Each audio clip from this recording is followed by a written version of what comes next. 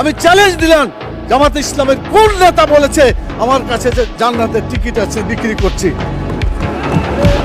মাননীয় প্রধানমন্ত্রীকে জবাব দিতে হবে কেন তিনি এটা বলছেন। কোরআন মাজিদে একটি আয়াতকে কেন্দ্র করে এটা ভুল বোঝাবুঝি হচ্ছে।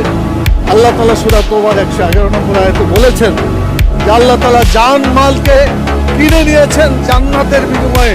এটা আল্লাহর কথা। আপনি জানমাল দিবেন, বিক্রি করবেন, জান্নাতে যেতে পারবেন। জানমাল আল্লাহর পথে দিবেন না, আপনার কপালে জান্নাত হবে।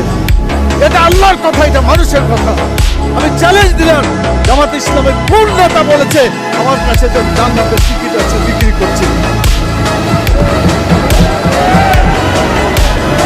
মাননীয় প্রধানমন্ত্রীকে জবাব দিতে হবে কেন তিনি এটা বলছেন। আমাদের ফখরুল ইসলাম সাহেব বলেছিলেন আমরা শরীয়তের আইন বিশ্বাস করি না, পরে অবশ্য আত্মসমর্পণ করে নির্বাচনের আগে বলেছেন শরীয়তের বিরুদ্ধে আমরা কোনো আইন আমরা পাশ করব না। তো ধন্যবাদ ওনাকে, অন্তত তওবা করে ফিরে এসেছেন। আমরা আল্লাহর আইন চাই, আপনারা আল্লাহ